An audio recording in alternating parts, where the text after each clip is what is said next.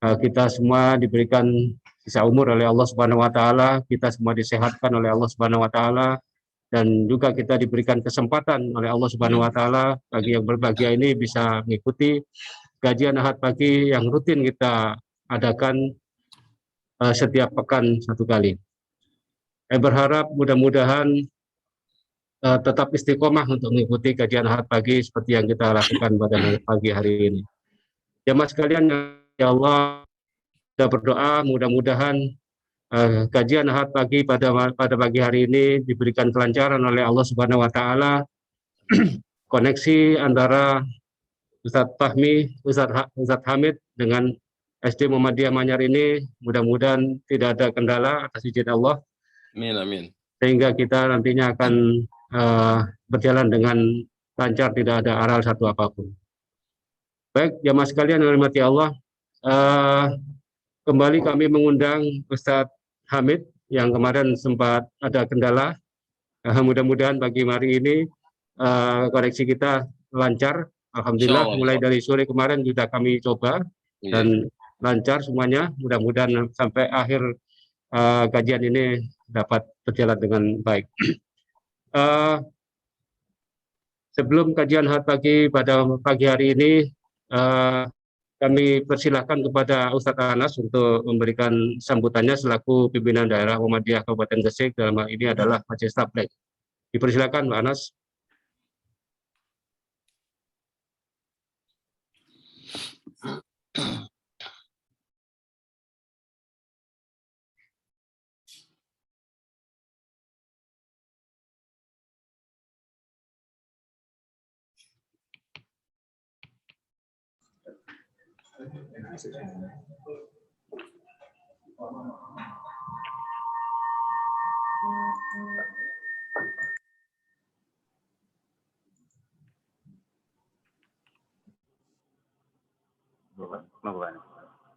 Bismillahirrahmanirrahim. Assalamualaikum warahmatullahi wabarakatuh.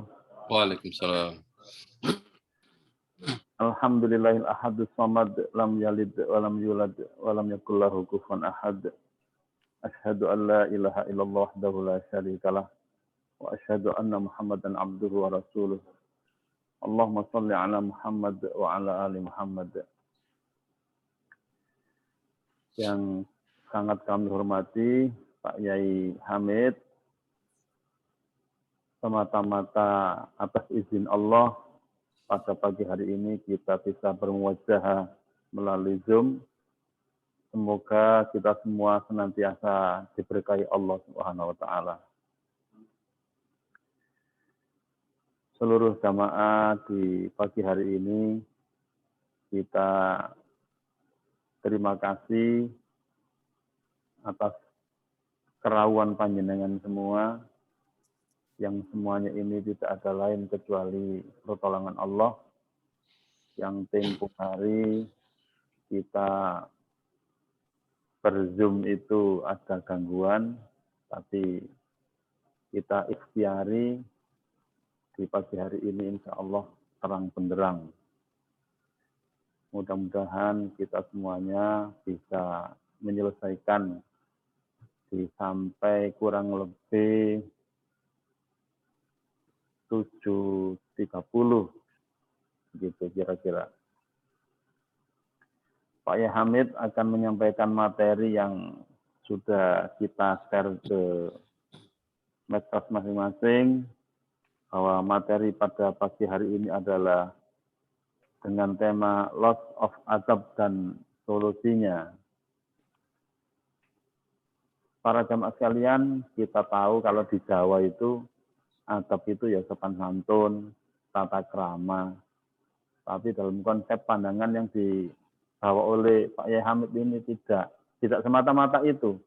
Tapi ada yang lebih jauh dari itu, sehingga kita nanti akan mengikuti dengan baik, dengan seksama, mudah-mudahan menjadi ilmu yang bermanfaat. Itu saja pengantar dari kami selaku pimpinan daerah Muhammadiyah Kabupaten Gresik. Mudah-mudahan kita semua senantiasa diberkahi Allah Subhanahu wa taala. Astaghfirullahaladzim. Assalamualaikum warahmatullahi wabarakatuh. Waalaikumsalam warahmatullahi wabarakatuh. Terima kasih, Ustadz Anas. Baik, hadirin sekalian yang dirahmati oleh Allah Subhanahu wa taala, eh, seperti yang disampaikan tadi bahwa materi pada pagi hari ini adalah loss of adab dan solusinya. Kalau saya coba untuk melihat kajian-kajian beliau adalah adab di sini kata Ustaz Anas tadi bukan tata krama yang seperti yang kita ketahui, bahwa yang setelah saya coba untuk melihat video daripada Ustadz Hamid ini adalah kolaborasi, adab itu adalah kolaborasi antara iman, ilmu, dan amal. Nah, baik Bapak sekalian, Bapak Ibu sekalian yang dirahmati Allah, kita ikuti selama 1 jam ke depan kajian ahad pagi pada pagi hari ini, dan sebelum itu dimohon nantinya diberikan waktu sejenak Ustaz untuk ada tanya jawab sehingga nanti akan kajian pada malam ini bisa dipahami secara seksama.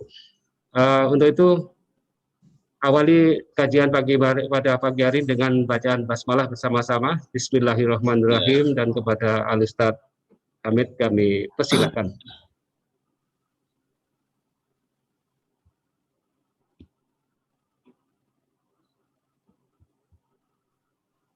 Monggo, Ustaz. Sudah kelihatan? Ampun. Oh, iya.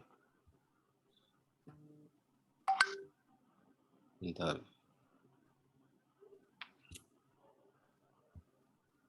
Bismillahirrahmanirrahim. Assalamualaikum warahmatullahi wabarakatuh. Alhamdulillah. Alhamdulillah nahmaduhu wa nasta'inuhu wa nastaghfiruh wa na'udzu billahi min syururi anfusina wa min sayyiati a'malina. Man yahdihillahu fala mudhillalah wa man yudlilhu fala hadiyalah. Asyhadu an la ilaha illallah wa asyhadu anna Muhammadan abduhu wa rasuluh. Rabbi shrah li sadri wa yassir li amri wa hlul 'uqdatam min lisani yafqahu qawli, amma ba'du. Para peserta webinar pengajian akad pagi yang insya Allah dirahmati Allah.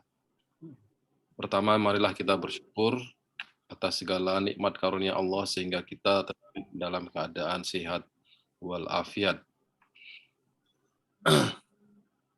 Bapak Ibu sekalian, seperti pesan dari panitia, saya harus menyampaikan masalah adab. Suara saya terdengar, Pak? Terdengar. Oh, iya. Jadi banyak orang mengucapkan kata adab, kemudian menjadi peradaban. Nah, di Pancasila itu ada kata adil dan beradab. Tetapi ternyata banyak yang tidak memahami bahwa adab itu tidak sederhana.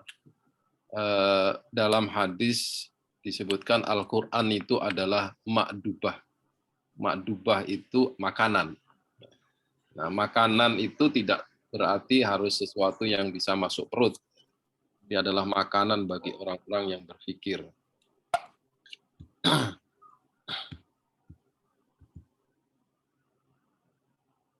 Sebentar. Ya, ini saya putarkan dulu.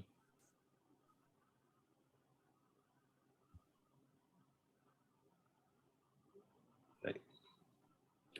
Jadi awalnya memang ya, adab itu dimaknai sebagai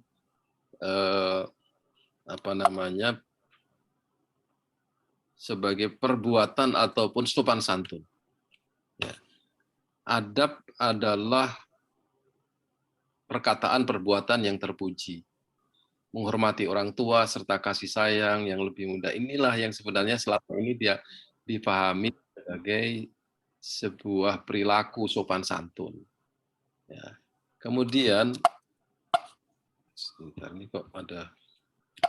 Ya, adab adalah gabungan dari sikap yang baik. Ini para ulama zaman dulu memang ada yang mengatakan sedemikian itu.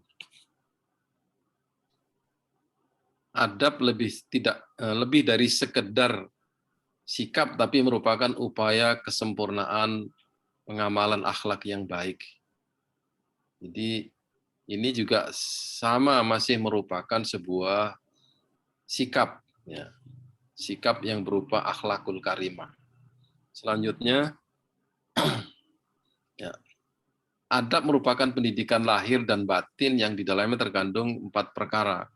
Perkataan, perbuatan, keyakinan, dan niat. Nah, di sini perkataan, perbuatan, keyakinan. Ini sebenarnya kalau kita lihat ini sama dengan apa namanya amal dan iman. Ya. Perbuatan itu adalah amal, keyakinan adalah iman. Perkataan itu sebenarnya sama dengan tasdik. Tasdik adalah syahadah. Syahadah di dalamnya ada syariat. Selanjutnya adalah, nah di sini makna adab yang lebih luas dari sekedar itu adalah kombinasi dari ilmu, iman, dan amal. Orang yang beradab adalah orang yang beramal sesuai dengan syariah, akidah, dan akhlak. Selanjutnya, bagaimana kita menanamkan adab? Ya, terus, beradab dengan syariah. Ya. Silakan. Beradab dengan syariah. Syariah itu sebenarnya adalah rukun Islam. Syahadat, salat, puasa, zakat, dan haji. Ya, ini syariah. Tapi kalau dia dimaknai secara luas, syariah adalah seluruh makna Islam. Ya. Selanjutnya, nah, syahadah ini penting sekali di dalam Islam. Ya. Jadi kalau kita sudah mengucapkan syahadah, konsekuensi dari bersyahadat itu adalah mengamalkan seluruh rukunnya, termasuk juga rukun iman. Nah, di sini orang yang sebelumnya itu non-Muslim, ya, ini kekuatan syahadat itu di sini. Apabila dia sudah mengucapkan syahadah, yang kafir dia menjadi Muslim, yang kafir menjadi Muslim, yang berdosa besar hilang dosa-dosanya, ya, mendapatkan ampunan dan menghapus dosa-dosa. Jadi bagi non-Muslim yang menjadi Muslim, ya, dia menjadi bersih dari dosa-dosanya. Jadi tidak perlu dia khawatir dengan apa yang dia lakukan sebelum dia menjadi Muslim. Tapi begitu dia menjadi Muslim, dia mempunyai konsekuensi, ya, mengamalkan syariah itu. Nah, bagi Muslim yang mengucapkan syahadah, itu dosanya dihapuskan. Makanya hadisnya dikata dalam hadis Rasulullah bersabda, jaddidu imanakum bila ilaha illallah. Jadi mengucapkan syahadat itu adalah memperbaharui keimanan. Ya. Terus, nah sekarang kita mulai dari sholat. Sholat itu mempunyai fungsi. Dari syahadat kita masuk ke sholat. Fungsi sholat banyak sekali. Dia adalah yang agama. Dia adalah alat untuk mencegah perbuatan keji dan mungkar. Ya. Kemudian jika ada masalah, ya, beliau Rasulullah SAW mendirikan sholat. Sholat itu menjadi alat untuk solusi masalah. Ya. Sholat juga bisa menjadi penggugur dosa-dosa di antara keduanya. Selanjutnya. Nah, sekarang mari kita melihat kualitas sholat seseorang. Ya. Ada sholat yang tidak mempunyai pahala, tapi justru menjadi membawa kepada iqab, namanya sholatul mu'aqab. Seperti apa itu? Sholatnya orang yang malas, orang yang berat hati, orang yang munafik, pura-pura sholat, ya, orang yang riya, ya, sholatnya ditunjukkan kepada orang lain yang bukan untuk ibadah. Ya.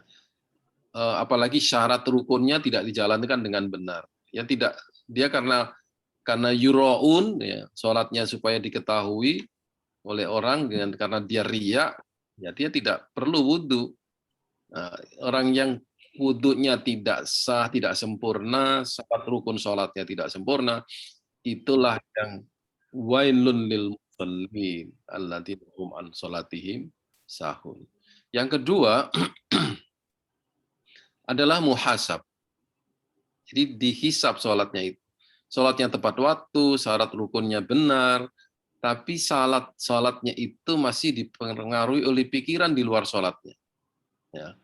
Jadi ini dihisab dalam arti kalau dia jamaah 27 kali 5 dapat 335 pahala.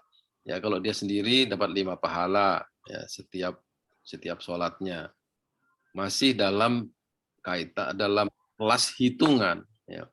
Dapat pahala. Terus ya, sekarang ada lagi fungsi sholat yang menjadi kafar sayyiat. Dia menghilangkan dosa-dosa kecil selama antara waktu sholat itu. Jadi ada hadis yang berbunyi as-shalawatul khamsu wal jum'ah ilal jum'ah mukaffirun sayyiat. Ya.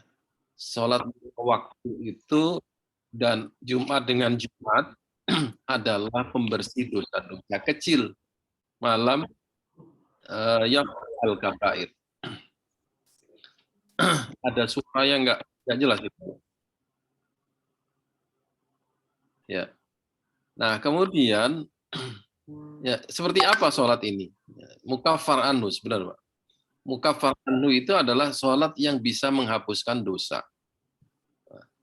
Yang pertama tadi dia musab aja, dia mendapatkan pahala, tapi belum tentu dosanya dihapuskan. Nah, ini adalah orang yang selalu berusaha membuang pikiran-pikiran di dalam sholatnya itu, sehingga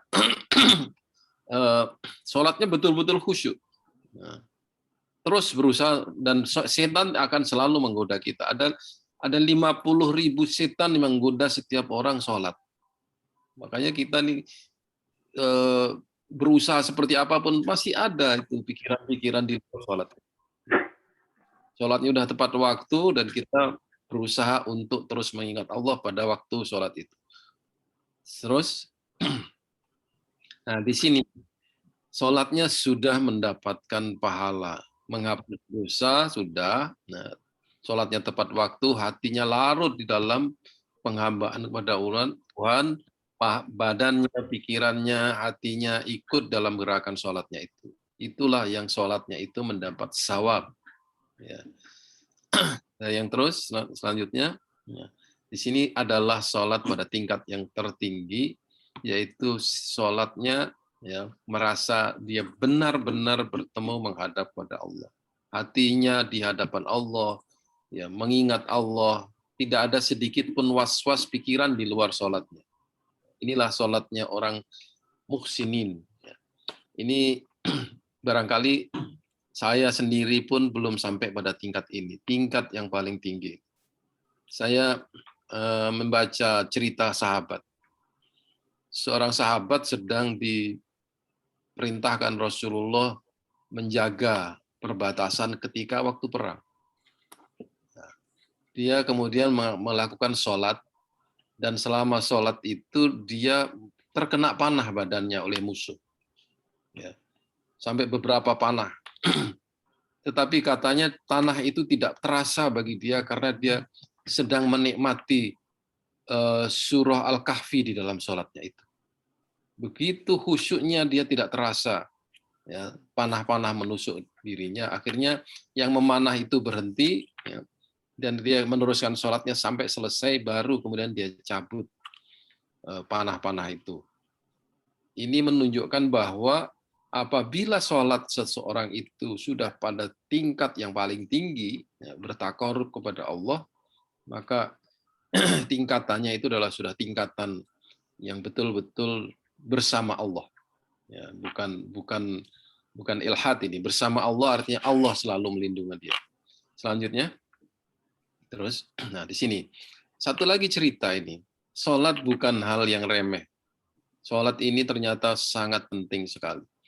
Seorang yang namanya Al-Fatih, itu namanya aslinya adalah Mehmet bin Murad, lahir 30 Maret 1432 di Edirne. Ini adalah yang membuka Istanbul atau Konstantinopel itu menjadi di bawah kekuasaan Turki Utsmani.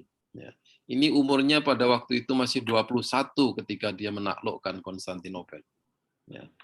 Rahasianya, dia tidak pernah meninggalkan sholat fardu dan sholat tahajud satu kali pun sejak dia berusia akil balik. Ya, saya pernah ditanya ketika menyampaikan cerita ini kepada para mahasiswa. Hanya sederhana itu kah Ustadz, kemenangan Al-Fatih itu? Ya, jangan kemudian berkata sederhana. Orang yang melakukan sholat seperti begini ini, amalnya juga pasti soleh, keimanannya juga pasti tinggi. Ya, ini tandanya, imatnya apa namanya, tiang agamanya ada di sini. Jadi kalau sholatnya sudah benar, yang lain-lain dipastikan pasti benar. Ya. Selanjutnya, nah, jadi kesimpulannya bahwa syariah itu adalah alat untuk tazkiyatun nafas, mensucikan jiwa. Ya. Syahadat menghapus dosa, sholat itu tanha anil fasya wal munkar, zakat itu mensucikan harta, puasa itu berakhir dengan la'allakum tattaqun. Ini singkat katanya. Ya. La'allakum tattaqun. Nah, puasa Ramadan, Idul Fitri. Nah, maknanya adalah bahwa bila seseorang itu berpuasa sebulan penuh, maka dia akan berakhir muncul pada akhir bulan Ramadan ini dalam keadaan fitrah. Slide-nya kenapa berhenti, Pak? Oke, ya. Nah, ini. Kemudian haji yang betul-betul diterima adalah mabrur. Mabrur itu artinya kasirul birri. Al-birru adalah kebaikan. Orang pulang haji itu mestinya jadi orang yang sebaik-baiknya. Ya. Tidak ada riya, tidak ada takabur, tidak menyakiti orang lain, dan lain sebagainya. Tidak pamer bahwa dia sudah pernah haji, dan lain sebagainya. Ya. Bersih betul-betul. Terus, nah sekarang, ya, di mana hilangnya adab itu? Hilangnya adab karena syariah. Pertama adalah karena tidak sholat. Ya. Tanpa sholat berarti tanpa alat pembersih dosa. Orang yang bertumpuk dosanya, meninggalkan sholat itu dosanya bertumpuk 1, 2, 3, apalagi kalau dia sama sekali tidak melakukan sholat sepanjang hidupnya, berarti meninggalkan sholat itu sudah berdosa, perbuatannya selama hidupnya itu tidak dibersihkan. Ya, sudah tentu dalam sehari semalam pasti kita melakukan dosa itu. Kalau dia tidak sholat, berarti di dalam dirinya itu ada sekian juta dosa yang dia lakukan. Ya. Yang kedua, sholatnya itu tidak mencegah perbuatan maksiat. Ya, dia masih muslim, tapi juga kadang-kadang apabila ada masalah, dia terpaksa membunuh. Karena dia tidak mempunyai uang, terpaksa mencuri, merampok, dan lain sebagainya. Ini terjadi di masyarakat kita. Nah, jiwa yang kotor itu adalah jiwa yang berpotensi untuk melakukan maksiat. Ya. Hidayah Allah itu diberikan kepada orang-orang yang memang mengejar hidayah. Kalau orang tidak mau mengejar hidayah, Allah tidak akan memberi hidayah. Hidayah bagi orang Muslim adalah mendapatkan sesuatu yang lebih baik daripada yang sebelumnya. Jadi orang yang sudah baik akan menjadi lebih baik. Nah, inilah yang namanya hidayah.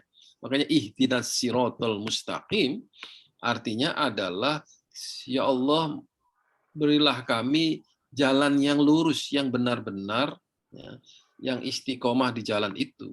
Bukan mencari kebenaran. Ya. Jadikanlah saya istiqomah dalam kebenaran ini. Ya, bagi orang yang sudah dalam keadaan benar. Bagi orang yang jiwanya kotor, ya, dia apabila membaca itu, Allah akan melihat apakah dia benar-benar memohon petunjuk kepada Allah untuk berbuat baik atau tidak. Ya. Orang yang seperti begini tidak mempunyai solusi dalam kehidupannya. Akhirnya apa yang dia lakukan? Berpikirnya mencari yang halal yang haram aja sulit, apalagi mencari yang halal. Ini logikanya orang yang sudah numpuk ya, amalnya dengan maksiat, ya. Hatinya tertutup untuk melakukan kebaikan. Ini sudah bukan lagi loss of adab, ini sudah biadab. Ya, orang yang seperti itu. Terus, ya. Terus,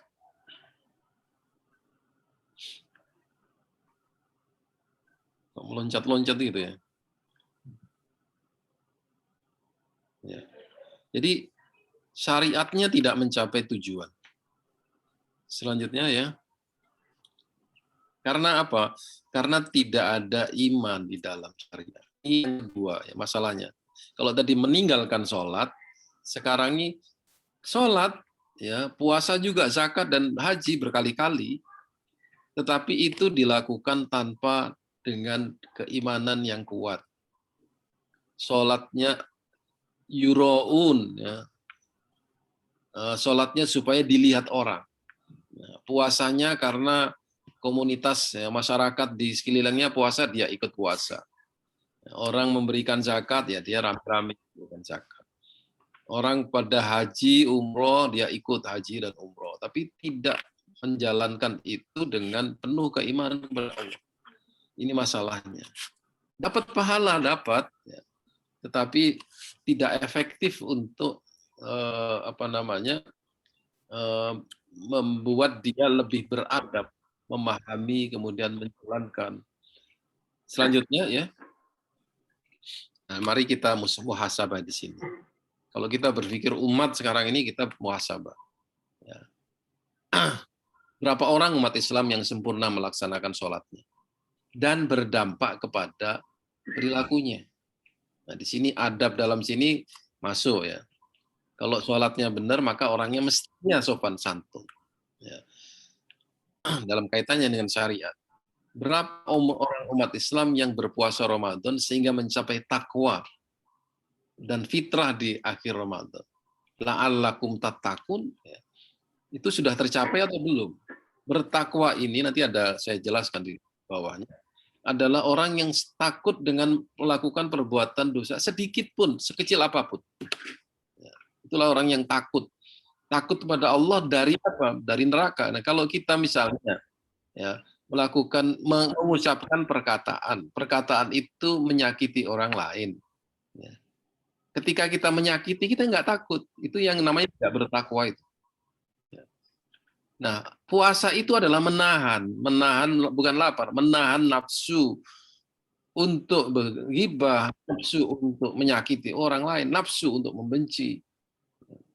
Sehingga di akhir puasa itu apa-apa yang selama ini kita pendam itu betul-betul sudah kosong, hilang. Ya. Pertanyaannya lagi, berapa orang kaya umat Islam yang mengeluarkan zakat, infak, sedekah dan wakafnya? Nah, ini tazkiyatul mal, syariah ini. Tazkiyatul mal. Berapa orang umat Islam yang melakukan tazkiyatul mal? Tidak banyak ya.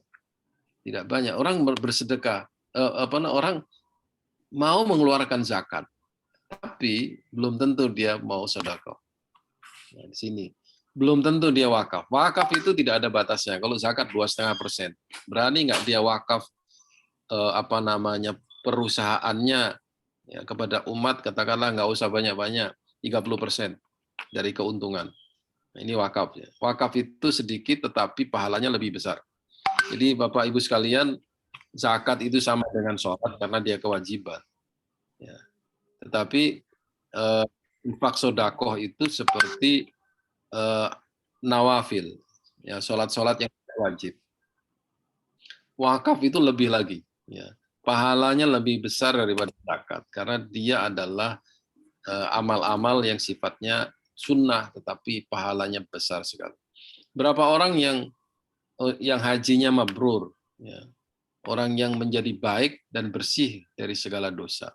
Jadi kalau puasa tadi hasilnya adalah mencapai tingkat fitrah, ya, seperti dilahirkan dari rahim ibunya. Haji juga begitu, dia pulang haji seharusnya bersih dari segala dosa dan menjadi orang yang betul-betul takut untuk melakukan dosa. Terus, mari kita lihat bagaimana orang beradab dengan akidah. Ya. Namanya akidah itu atau iman itu ternyata bukan dalam hati saja. Iman itu adalah pernyataan dengan lisan. Ya, kita menyatakan keimanan pada Allah itu dengan asyhadu an la ilaha illallah wa asyhadu anna Muhammadar Rasulullah. Ya, itu harus diyakini di dalam hati kita. Kalau Anda bersaksi bahwa Muhammad adalah Rasulullah, Anda tidak boleh sedikit pun melecehkan Rasulullah. Ya. Karena dia adalah Rasulullah adalah maksum. Masa ada Rasul yang kemudian hidupnya seperti kita, ya, seperti kita biasa, seperti kita hidup di Indonesia dengan kondisi yang sangat miskin, kemudian kita mencari-cari harta orang lain, gambaran itu adalah salah. Rasulullah itu maksum, dan ini harus kita yakini. Tidak ada perbuatan Rasulullah yang tercela. Maka Rasulullah dalam satu hadis bersabda bahwa saya ini adalah diciptakan dari suku bangsa yang terbaik. Ya, bangsa Arab itu suku bangsa terbaik. Ini hadis Rasulullah. Saya juga diciptakan dari keluarga yang terbaik. Dan saya adalah jiwa yang terbaik. Ini Rasulullah sendiri mengatakan itu, dan itu wa ma yantiqu anil hawa illa hiya wahyun yuha. Tidak ada takabur dalam diri Rasulullah. Rasulullah itu adalah manusia terbaik. Ibnu Taimiyah mengatakan a'lamun nas bil haq. Orang yang paling tahu kebenaran. Nah, iman itu adalah keyakinan seperti begitu. Jangan ragu sedikit pun terhadap Rasulullah. Jangan ragu sedikit pun terhadap Allah. Nah, rukun iman ini kan ada 6. Ya. Ya, kita percaya dengan Allah, percaya kepada Rasulnya, percaya kepada malaikat hari akhir, kitab-kitabnya. Tetapi ketika kita mengalami takdir dari Allah, kita kemudian hilang keimanan, atau tidak ingat lagi bahwa itu adalah takdir Allah, berarti hilanglah keimanan kita. Maka di situ iman harus diamalkan. Harus diamalkan oleh anggota tubuh kita. Jadi iman harus diamalkan. Iman dan amal itu tidak boleh terpisah. Terus, nah, di sini. Otomatis orang yang beriman pada Allah, Rasulnya, kitab, malaikat, hari akhir, dan takdir, itu pasti dia berkata baik, menghormati tetangga, menghormati tamu, cinta kepada Rasul, mencintai manusia, ya. Hatinya sensitif ketika mendengar ayat-ayat Allah, dia juga bertawakal kepada Allah. Masih banyak. Ya. Ini ada 77, teruskan ini. 70 cabang iman. Jadi iman rukunnya memang 6, tetapi implikasi dari keimanan itu sangat luas dan itu menyeluruh dalam kehidupan kita. Kita belajar seperti begini ini Bapak Ibu sekalian, ya, Zoom ataupun nanti offline, mengikuti tablik, itu juga bagian daripada tandanya orang beriman. Nah, tanda iman. Nah, masalahnya begini. Bagaimana kalau kita tidak menjalankan salah satu dari 77 cabang iman itu? Nah, di antaranya yang mengakibatkan itu Anda kurang kesempurnaan iman Anda. Makanya doa Rasulullah yang diajarkan pada kita adalah imanan kamilan. Allahumma rzuqni imanan kamilan. Allah berilah kami rezeki iman yang sempurna. Sempurna itu dalam kaitannya dengan amal. Jadi ketika Bapak Ibu sekalian menghormati tamu, ya, itu jangan sedikit pun berpikir itu sebuah beban. Itu adalah tandanya orang yang beriman. Maka Bapak Ibu sekalian, kalau kita habis sholat di rumah, kemudian mau sholat sunnah, tiba-tiba ada orang yang mengetok pintu. Yang harus kita dahulukan bukan sholat sunnahnya, tapi membuka pintunya. Karena itu lebih utama daripada sholat sunnah. Terus, nah di sini keimanan kita itu harus dijaga, Bapak Ibu sekalian. Kita menjalankan segala macam aktivitas kehidupan karena keimanan kita.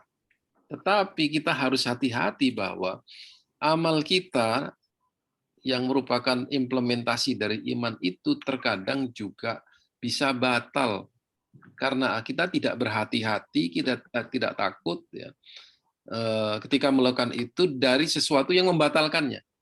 Makanya ketika orang sedekah, ya, janganlah kita kemudian mengatakan sesuatu yang tidak enak bagi penerima sedekah itu.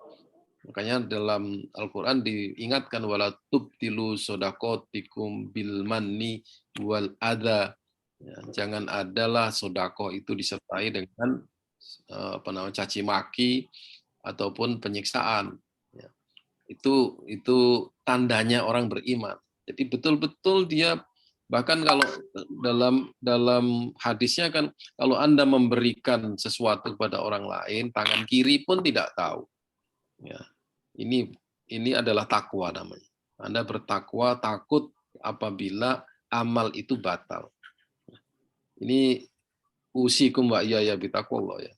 Mudah-mudahan hari ini kita tidak pengajian karena ria, tidak karena sesuatu yang lain yang sifatnya duniawi ya. Terus,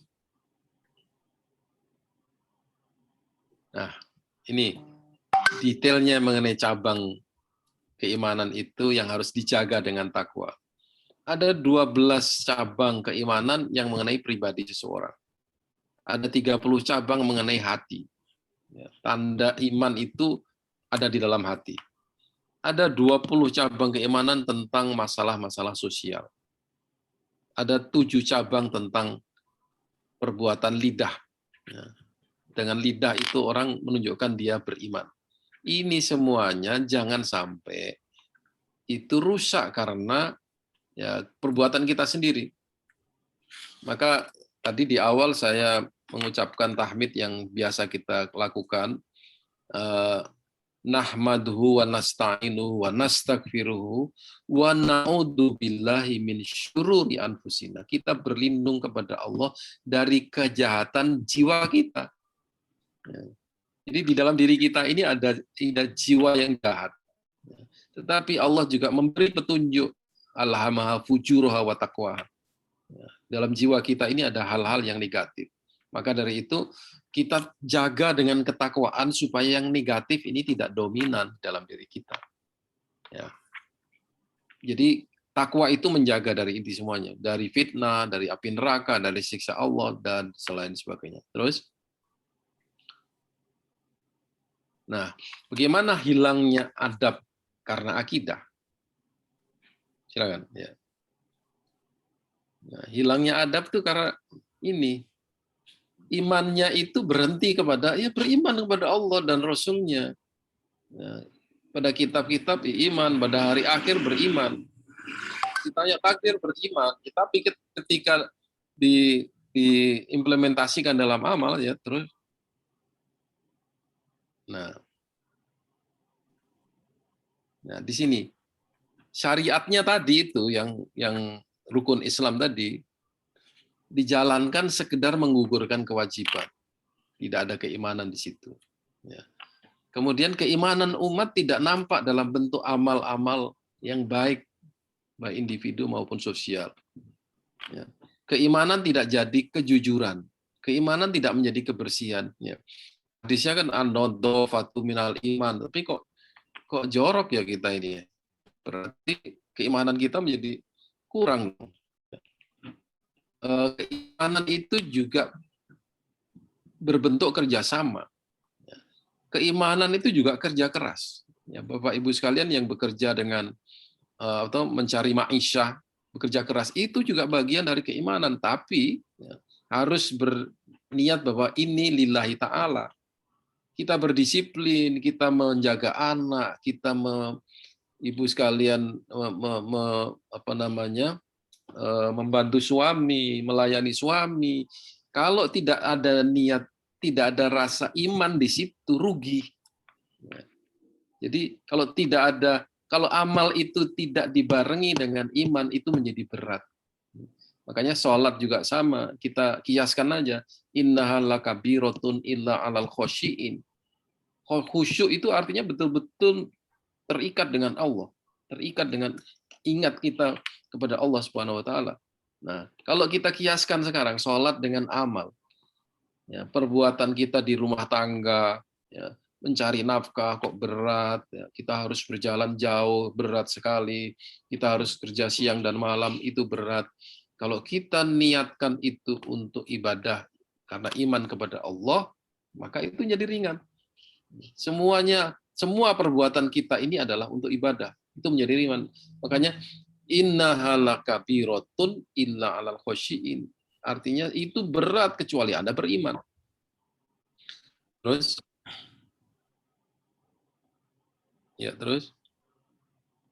Nah, orang yang beriman tanpa amal, nah, ini tamu bagi dia nggak penting, tetangga selalu berantem, ya, perkataannya menyakitkan orang lain.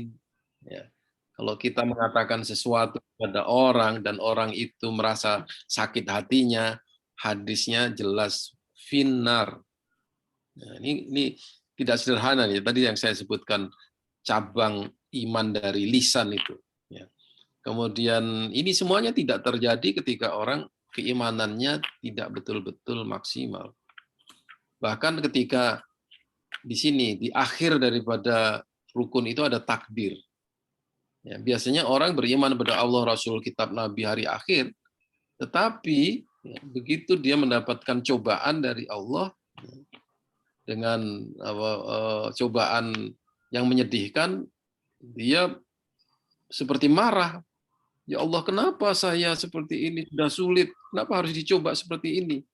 Ya, itu adalah ujian dari Allah, dan itu harus disikapi dengan sabar dan syukur. Ya, kenapa hanya seperti ini ya? Seperti pepatah orang Jawa ya.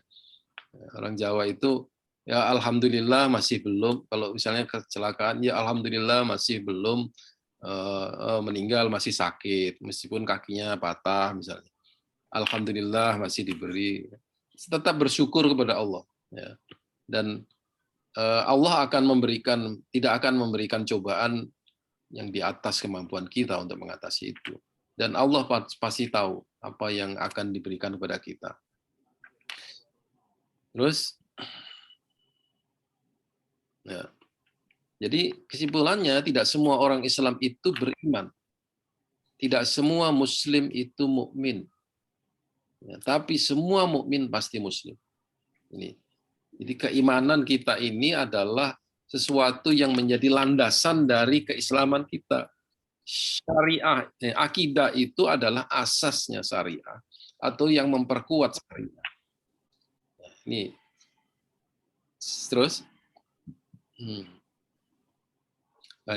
beradab dengan akhlak. Beradab dengan akhlak ini adalah meningkatkan iman menjadi ihsan. Terus, di sini. Nah, di sini. Jadi kalau sudah berislam, menjalankan rukun Islam yang 5, kemudian kita perkuat dengan iman, dan iman kita laksanakan dalam amal, ya, dan kita jaga amal-amal itu dengan ketakwaan, kita akan naik ke peringkat yang lebih tinggi lagi, yaitu al-Islam fi maqamil ihsan. Nah, lebih komprehensif lagi di dalam ihsan ini. Kalau tadi iman itu ada 77 cabang, ihsan itu cabangnya seluruh kehidupan. Ya. Seluruh kehidupan, berpikirnya, ya, apapun yang dia pikirkan, berkatanya, perbuatannya, perasaan sekalipun. Ya. Kalau ada perasaan satu zarrah pun di dalam diri kita yang meragukan kenabian Rasulullah, berarti Anda bukan di situ makomnya. Ya. Maka para ulama as-solihun, para sufi, orang-orang yang alim soleh itu, bagi dia sesuatu yang dilarang oleh Allah itu ya adalah sesuatu yang betul-betul tidak terbayangkan di dalam pikirannya. Ya. Orang-orang yang pada tingkatan ini ya, dia sudah beribadah pada tingkat kesadaran. Ya. Jadi kalau kita kaitkan dalam Al-Quran, wabil walidaini ihsan, ya, berbuat orang tua itu adalah ihsan. Ihsan dalam pengertian ini adalah menyeluruh. Ya. Tidak boleh kita berbakti kepada orang tua pilih-pilih. Ya, kalau butuh uang saya kirim. Kalau dia sakit ya orang lain lah suruh mengurus. Itu tidak ihsan. Ya. Perbuatannya tidak menyeluruh, baktinya kepada orang tua tidak menyeluruh. Ihsan ini adalah kesadaran itu. Sampai ketika kita dalam keadaan sendiri, nah, di sini dalam keadaan sendiri, ulama selalu mengatakan, ya, akhlak seseorang itu bisa dilihat bagaimana perilaku dia terhadap tetangganya, dan tetangganya itu radiusnya 40 kepala keluarga. Satu kampung berarti kan. Dia tidak melakukan sesuatu yang menyakitkan. Kemudian juga dilihat bagaimana ketika dia sendiri. Apakah dia sendiri dalam pengertian ini berpikir maksiat, atau sendiri dalam hal ini berpikir berzikir kepada Allah. Ya, makanya alladzina yadhkurunallaha qiyaman wa qu'udan wa 'ala junubihim, ya, orang-orang yang ingat kepada Allah dalam keadaan berdiri, duduk, atau tidur. Berarti seyogianya mengingat Allah tidak hanya dalam waktu sholat. Seluruh waktu kita adalah mengingat Allah. Wa yatafakkaruna fi khalqis samawati wal ard. Dan berpikir mengenai alam semesta bahwa ini adalah ciptaan Allah. Rabbana ma khalaqta hadza batila subhanaka faqina adzabannar. Ujung-ujungnya adalah ketakwaan, keimanan kepada Allah. Bagi orang yang selalu merasa, berpikir, melihat segala sesuatu itu adalah dalam rangka lillahi ta'ala. Ini adalah makom yang paling tinggi. Nah, tadi yang saya sebutkan sholatnya muqarrabun, itu adalah sholatnya orang yang berislam pada tingkatan ihsan ini. Jangankan waktu sholat, di luar sholat saja dia selalu mengingat kepada Allah. Makanya para sufi itu ya zikirnya adalah nafasnya. Ya, keluar masuk nafasnya itu isinya adalah zikir kepada Allah. Ini bahasa yang apa namanya mubalaghahnya seperti itu.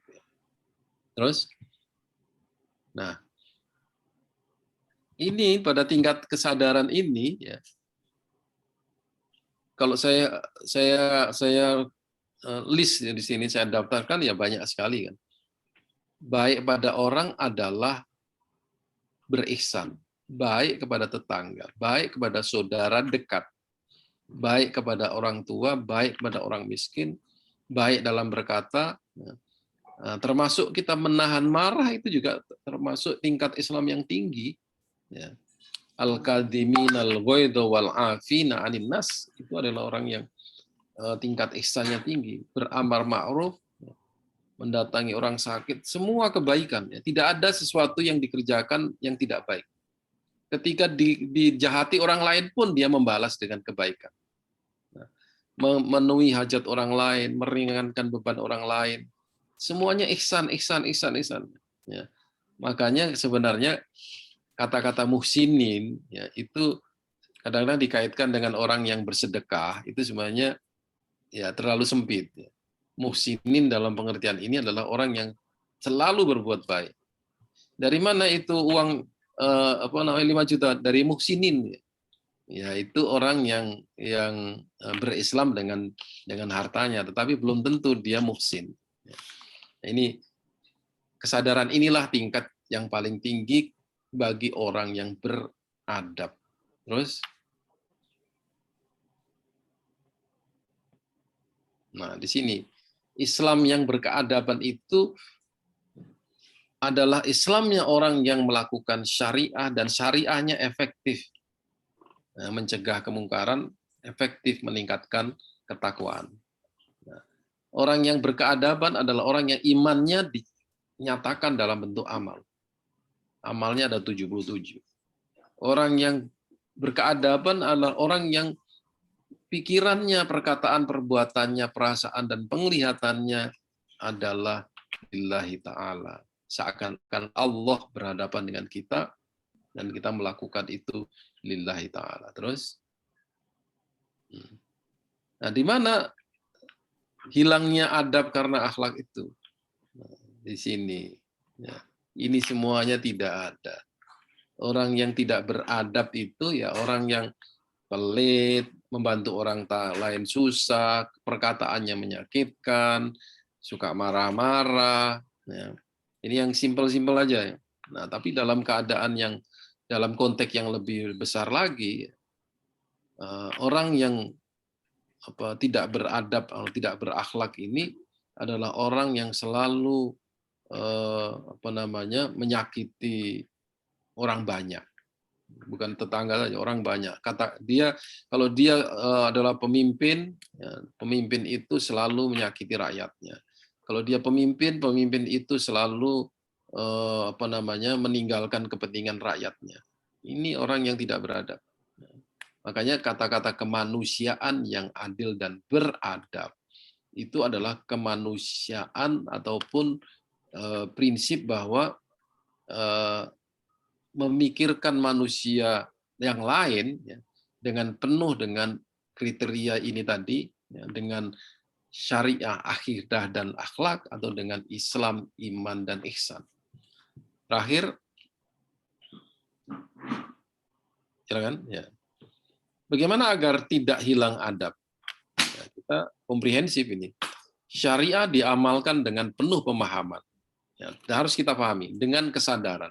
Sehingga apa? Berdampak pada pencegahan perbuatan keji dan mungkar.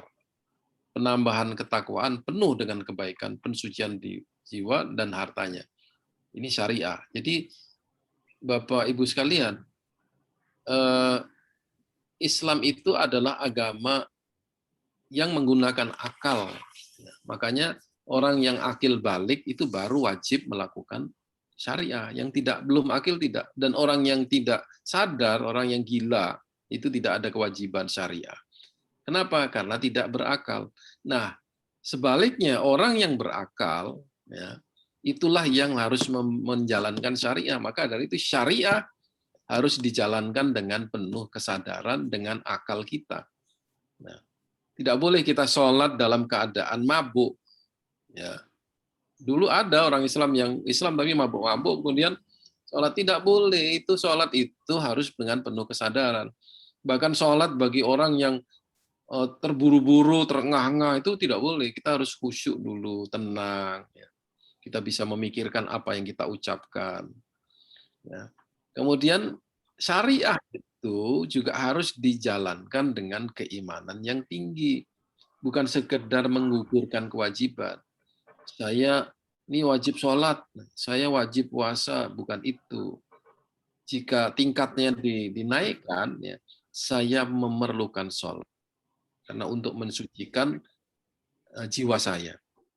Saya perlu sholat, saya perlu puasa, saya perlu mengeluarkan zakat. Ini tingkatannya sudah tingkatan keimanan. Terus, ya. Nah, keimanan itu ya, tadi mendukung syariah kan, mendukung Islam kita. Keimanan dinyatakan dengan lisan, diyakini dengan hati, dibuktikan dalam bentuk amal soleh, baik individu ataupun sosial. Jadi secara individual kita ini sebenarnya diajarkan kepada Islam ya, untuk selalu muhasabah nafsiyah, amal individu untuk diri kita. Seperti misalnya gini, kita melakukan sesuatu yang tidak merugikan orang lain. Ya. Seperti misalnya kita punya uang banyak, kita gunakan sesuatu yang tidak penting. Justru itu akan menambah dosa kita. Jadi individual. Itu juga tidak sesuai dengan keimanan, dengan cabang iman itu. Ya. Nah, keimanan kepada Allah meningkat menjadi kecintaan kepada Allah dan Rasul-Nya. Ya, Islam menjadi ihsan. Nah, ini Jadi kalau Bapak Ibu sekalian, ya, syariah itu untuk mensucikan jiwa. Iman itu adalah untuk memperkuat, ya, keyakinan dalam beramal. Ya. Bahasanya ketika di atas itu semuanya, hubungan kita kepada Allah itu bukan hanya sekedar percaya, tetapi karena kita mencintai Allah dan Rasul-Nya. Kalau kita mencintai, berarti tidak ada sesuatu yang kita kerjakan yang tidak dicintai oleh Allah. Jadi bahasanya sudah bahasa cinta. Ya. Sekarang kita bandingkan, Bapak Ibu sekalian. Nah, kalau Bapak Ibu di dalam sebuah rumah tangga, ya, di dalam rumah tangga itu Bapak Ibu mengerjakan sesuatu, ya, ibu mengerjakan sesuatu yang disukai oleh suaminya. Suami mengerjakan sesuatu yang disukai istrinya. Itulah bahasa cinta. Nah, kita dengan Allah Subhanahu wa taala seperti begitu. Keimanan kita itu, ya, sudah berganti menjadi cinta. Saya mencintai Allah dan Rasul-Nya. Kalau Anda ini hadisnya juga gitu. Kalau Anda beriman kepada Allah, maka kecintaan kepada Allah dan Rasul-Nya di atas kecintaan kepada anak-anak, orang tua, harta, dan lain sebagainya. Situ tingkatannya tinggi. Ada satu peristiwa hadis yang di zaman Nabi itu, para Badui ini datang kepada Rasulullah. Kemudian mereka bertanya, "Ayyana yaumal qiyamah ya Rasul?" Kapan hari kiamat itu datang? Kemudian Rasulullah menjawab, "Apa yang kamu persiapkan?"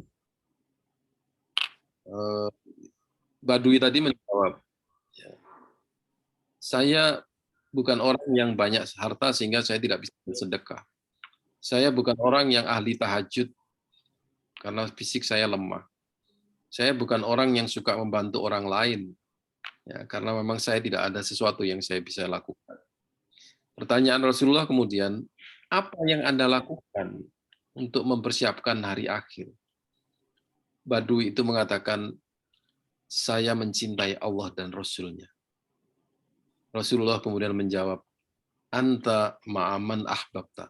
Kamu sudah bersama dengan yang engkau cintai. Bersama dengan yang engkau cintai bukan main-main. Ya, bersama Allah dan Rasul-Nya bukan main-main. Ini tingkatannya tinggi. Jadi Bapak Ibu sekalian, ya, yang terpenting di dalam kehidupan ini adalah amal-amal soleh. Ya, amal soleh itulah sebenarnya yang membawa kita kepada hari akhir. Maka di dalam Al-Quran, kata-kata amanu wa amilus solihat itu disebutkan berkali-kali. Amanu wa amilus solihat. Ya. Jadi keimanan kita itu harus kuat. Ya. Orang yang menjalankan syariatnya, ya, puasanya, puasa Daud, ya, kemudian sholatnya, tahajudnya luar biasa, sampai jidatnya itu hitam-hitam. Ya. Itu baru sebagian daripada Islam, sebagian dari kita beradab. Nah, tadi Bapak Ibu sekalian tahu, ya, sholat itu ada yang diterima, ada yang sekedar dikasih pahala, ada yang menghapus dosa, dan sebagainya. Ya.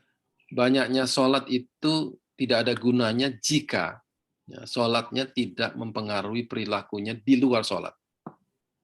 Ya. Terus terang saya ingin mengatakan begini, sholat, puasa, zakat, haji adalah sarana untuk berbuat baik. Sarana, alat, wasilah. Seandainya kita menjalankan sholat, puasa, zakat, haji tidak mempengaruhi perbuatan baik kita, itu menjadi tidak ada gunanya. Man shoma ramadhana imanan wahtisaban ghufira lahu ma taqaddama min dhanbi. Siapa yang berpuasa dengan iman. Dengan iman itu artinya dengan iman dan diamalkan. Ya. Jadi singkatnya adalah manusia yang beradab adalah manusia yang ilmu, iman, dan akhlaknya menyertai segala sikap hidup, pikiran, dan perilakunya. Itu saya kira. Ya, Bapak Ibu sekalian, kalau ingin membaca lebih lanjut mengenai hal yang saya sampaikan ini, saya sudah menulis satu buku yang berjudul Minhaj, berislam dari ritual hingga intelektual. Maksudnya dari syariah, akidah, akhlak, dari Islam, iman, ihsan. Ya.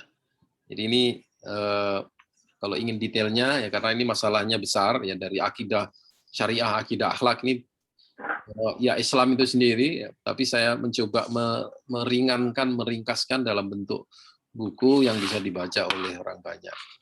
Terima kasih. Wassalamualaikum warahmatullahi wabarakatuh. Waalaikumsalam warahmatullahi Waalaikumsalam warahmatullahi wabarakatuh. Terima kasih Ustaz atas kajian pada pagi hari ini. Sangat jelas sekali Ustaz.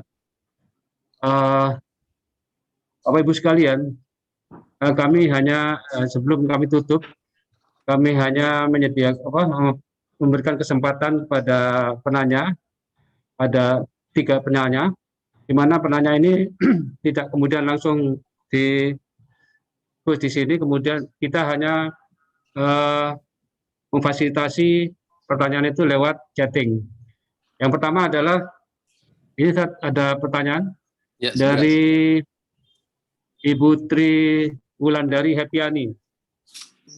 Ustaz, bila sholat belum bisa mencerminkan akhlak yang bagus, ada di mana kesalahannya? Cara berwuduknya kah? Gerakan sholat yang kurang sempurnakah? Atau dari bacaannya, Ustaz? Yang pertama, Ustaz. Mohon dijawab lebih dulu, Ustaz. Baik. Begini, Bapak Ibu sekalian. Sholat itu kalau dilihat ya dari bacaan kita, banyak yang hanya berisi pujian terhadap Allah. Ya. Bahkan di dalam Al-Fatihah ini kita memuji Ar-Rahman Ar-Rahim Maliki Yaumiddin. Baru kita memohon Iyyaka na'budu wa iyyaka nasta'in. Baru ihdinas siratal mustaqim. Itu satu. Kemudian ketika kita ruku, kita bertasbih subhanallah wa bihamdi, subhanallahil azim. Ya, pujian. Kemudian lagi berdiri sami Allahu liman hamidahu. Ya, Rabbana lakal hamdu mil'us samawati wal ardi, pujian lagi. Ruku, sujud, subhanallah wa subhanallah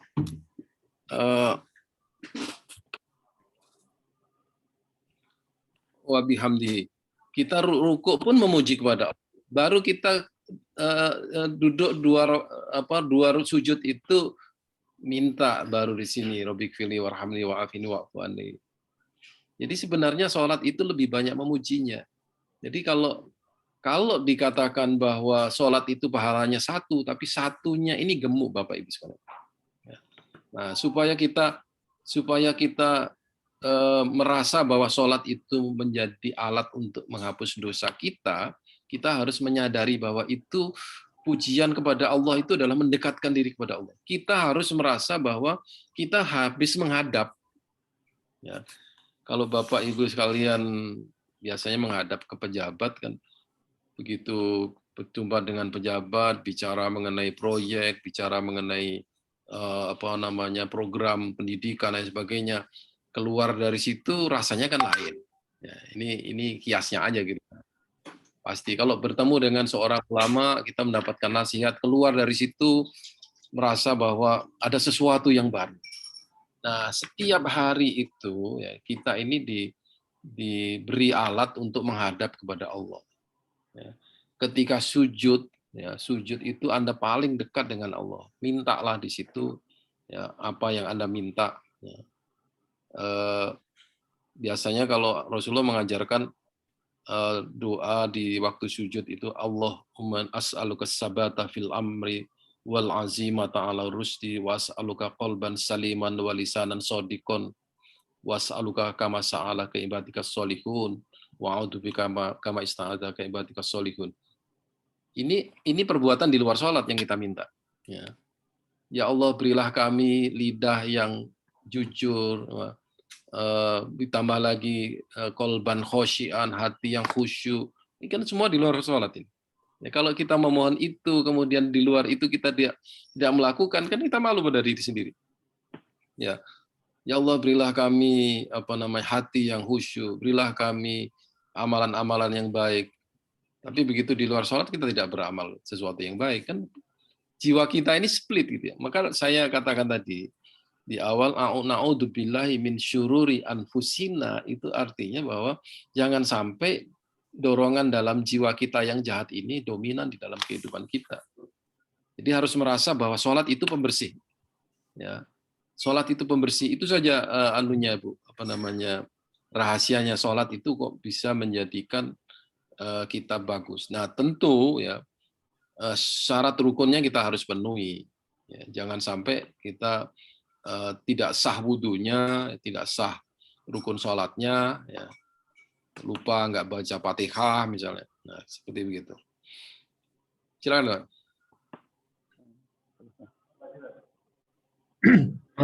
Untuk penanya yang kedua, Ustaz, dari Mas Dimas Hasbi dari Bukit Giri, Ustaz. Ya.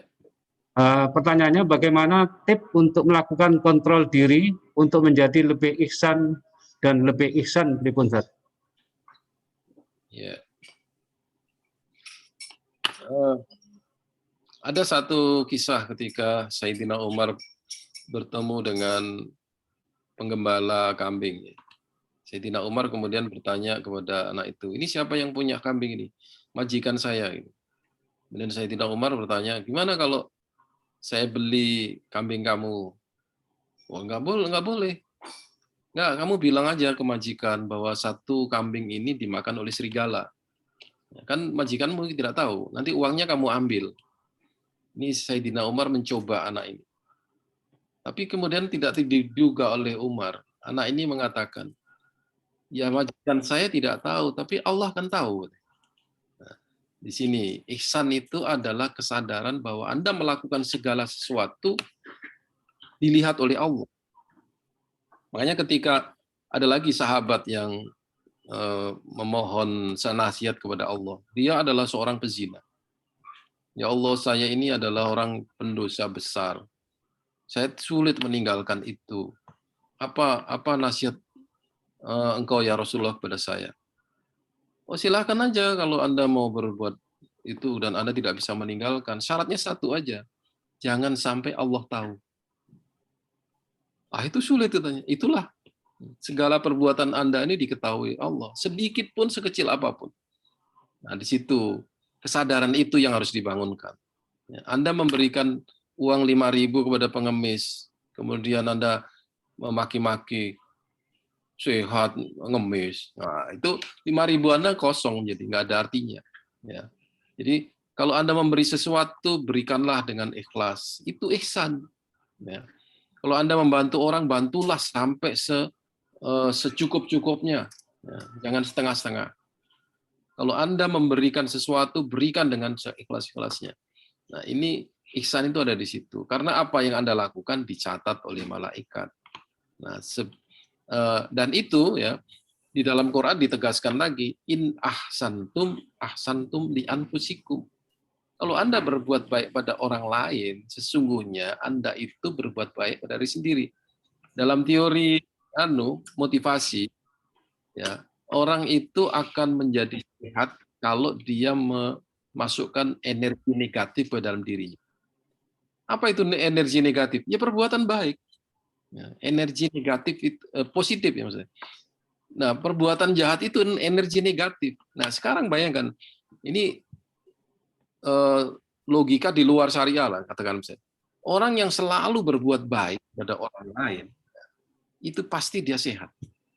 Karena ada satu penelitian di Amerika itu, bahwa ketika orang memberi, giving gitu ya, memberi sesuatu kepada orang, dia akan di dalam dirinya akan muncul akan muncul zat seperti adrenalin itu. Ya, zat adrenalin. Kalau adrenalin karena dia merasa takut dan sebagainya. Tapi ini adalah sebuah kepuasan diri karena dia memberi. Ya, itu sebenarnya adalah kebaikan. Nah, di situ energi negatif itu secara spiritual menguntungkan diri kita. Energi positif itu. Jadi perbuatan ihsan ya, dalam segala sesuatu itu menyehatkan. Asal Anda niat bahwa itu lillahi ta'ala. Silakan.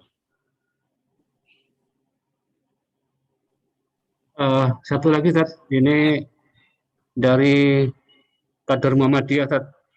Ya. dari Balikpapan. Assalamualaikum Ustaz. Afwan, saya Andim dari Balikpapan. Izin bertanya, dalam kehidupan sehari-hari, Ya. fenomena loss of adab ini ternyata juga dipengaruhi virus-virus pemikiran dari Barat. Ya. Ada isme, pluralisme, liberalisme, dan isme-isme lain. Ya. Sebentar. Pertanyaannya apa? Dan isme-isme lain yang menyesatkan. Mohon tip untuk menghadapi, mohon tip dalam menghadapi pemuda-pemudi yang kini lebih suka isme-isme daripada ajaran Islam sendiri, Ustaz. Syukran. Oh ya. Ya, sekarang banyak. Liberalisme itu banyak anaknya. Di dalamnya ada feminisme, ada pluralisme agama, ada humanisme, ya, ada hedonisme. Ya. Itu semuanya karena memang dia tidak mempunyai asas Islam yang kuat. Jadi dia lebih menyukai hal-hal yang tidak dari Islam. Ya kalau orang seperti ini solusinya adalah dikasih tahu mengenai Islam bahwa itu bukan Islam gitu ya. Ya, yang kedua, bagaimana kita bisa menghindar atau terhindar dari itu? Ya, supaya tidak terhindar dari itu, kita harus paham Islam. Jadi sekarang ini misalnya hedonisme ya, segala sesuatu bentuknya harus hiburan. Islam pun harus yang membuat orang terhibur. Ya, ini menurut saya adalah ketularan hedonisme aja. Ya, orang dengan memahami Islam dan hampir ketawa-ketawa, kemudian dia puas, itu sebenarnya dia ingin ketawanya aja, bukan tidak ingin memahami Islam. Nah, ini seperti ini yang selalu di media sosial atau media elektronik kita itu. Ya, seorang pelawak berdakwah, ya, banyak ketawanya daripada dakwahnya. Ini hedonisme. Nah, yang namanya pluralisme agama ini sekarang bentuknya adalah toleransi. Maksudnya toleransi, tetapi kebablasan. Toleransi akhirnya lebih baik kepada non-Muslim dan tidak suka kepada orang Islam.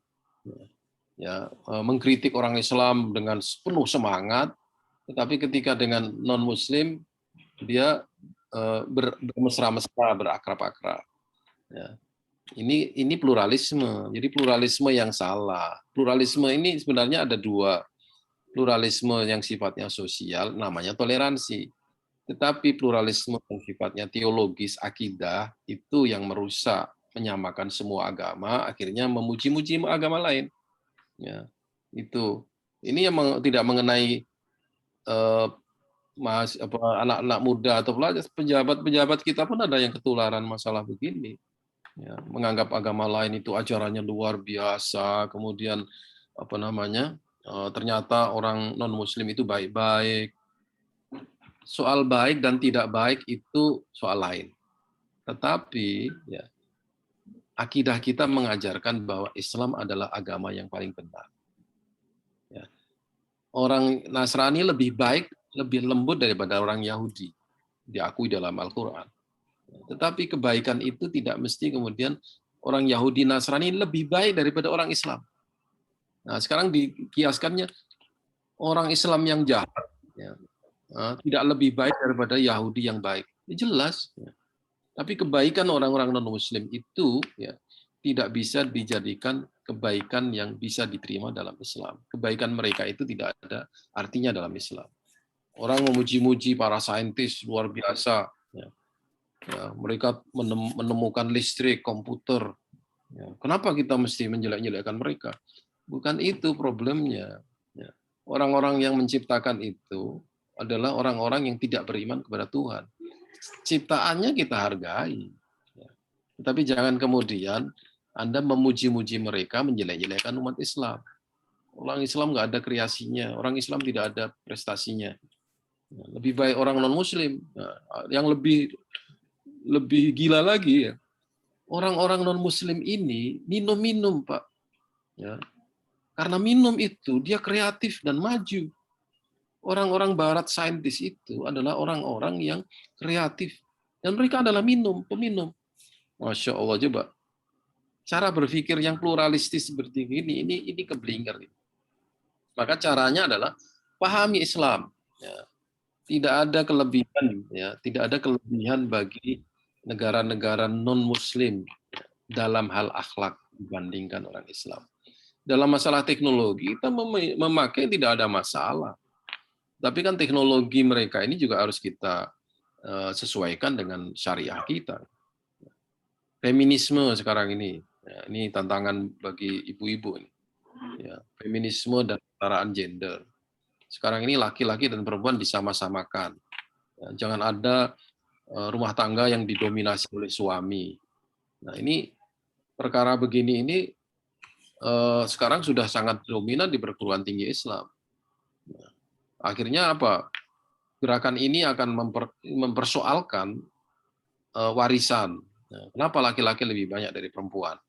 Kenapa perempuan harus memakai jilbab? Kenapa perempuan tidak boleh keluar rumah? Kok harus izin suami? Kalau suami keluar, kenapa tidak izin istri? Kemudian kenapa yang poligami hanya laki-laki, perempuan tidak? Ini adalah pertanyaan yang dipengaruhi oleh isme-isme tadi itu. Orang yang seperti ini sudah loss of adab. Kehilangan syariah, kehilangan akidah, kehilangan akhlak. Caranya bagaimana supaya bisa menghadapi ini? Ini satu pengajian lagi, Pak. Pengajian lagi ini banyak yang saya harus sampaikan kalau siap. tantangan ini nanti ya lain waktu aja insya Allah. Siap Pak Yai. Ya, silakan Pak. Baik, terima kasih Ustaz. Saya kira cukup Ustaz untuk pertanyaannya. Ya. Ustaz Anas memohon kepada Ustaz untuk bisa menutup kajian Ahad pagi pada pagi hari ini dengan doa Ustaz. Baik. Silakan Ustaz. Baik. Mari kita berdoa sama-sama, kita awali dengan Al-Fatihah.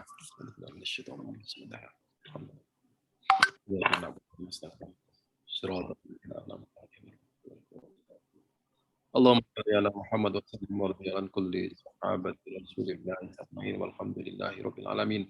Hamdan syakirin, hamdan yuafi ni'amahu wa yukafi mazidah. Ya Rabbana lakal hamdu kama yanbaghi li jalali wajhikal karim wa 'azimi sultanik. Allahumma ighfir lana wa liwalidayna warhamhuma kama rabbayana shighara. Allahumma ighfir lil mu'minin wal mu'minat al ahya'i minhum wal amwat. Rabbana dhalamna anfusana wa illam taghfir lana wa tarhamna lanakunanna minal khasirin. Allahumma anfa'na bima 'allamtana wa 'allimna ma yanfa'una warzuqna 'uluman tanfa'una. Allahumma arzuqna 'uluman nafi'an wa rizqan halalan wasi'an thayyiban mubarakan wa taqwir rasikin. Allahumma arinal haqqa haqqan warzuqna ittiba'ah wa arinal batila batila warzuqna ijtinabah. Allahumma arzuqna ni'matul iman wal islam wa ni'matul ihsan. Allahumma arzuqna an nashkura ni'mataka allati an'amta 'alaina wa walidayna wa na'mala salihan tardahu bi rahmatika bi ibadika as-salihin. Allah ja'alna muqimus salat wa min dzurriyyatina wa taqabbal du'a. Allah ja'alna mu'addil haji wal umrah waz zakat wal siyam wa min dzurriyyatina wa taqabbal du'a. Rabbana atina fid dunya hasanah wa fil akhirati hasanah wa qina adzabannar. Walhamdulillahirabbil alamin. Terima kasih Ustaz. Kita berharap mudah-mudahan di lain kesempatan bisa diundang kembali Ustaz. Mudah-mudahan corona ini segera usai. Kita coba nanti untuk undang Ustaz di gedung dakwah untuk bisa langsung bertatap muka dengan jamaah. Baik, hadirin sekalian yang dirahmati oleh Allah Subhanahu wa taala, demikian tadi kajian Ahad pagi pada pagi hari ini. Mudah-mudahan apa yang disampaikan tadi memberikan inspirasi kepada kita untuk bisa menjadi seorang muslim yang beradab, di mana yang senantiasa diilhami oleh dalam setiap aktivitas kita diilhami oleh adab, yaitu kolaborasi antara ilmu, iman dan amal. Mudah-mudahan kita bisa diberikan kesempatan oleh Allah Subhanahu wa taala untuk bisa mengikuti kajian-kajian Ahad pagi yang selalu diadakan oleh pimpinan daerah Muhammadiyah Kabupaten Gresik. Dan mudah-mudahan kita semuanya disehatkan oleh Allah dan kita bisa kembali mengikuti kajian-kajian berikutnya yang lebih baik. Mari kita akhiri dengan kifarat majelis. Subhanakallahumma wa bihamdika asyhadu an la ilaha illa anta astaghfiruka wa atubu ilaik. Wassalamualaikum warahmatullahi wabarakatuh. Terima kasih, Ustaz. Waalaikumsalam. Ya.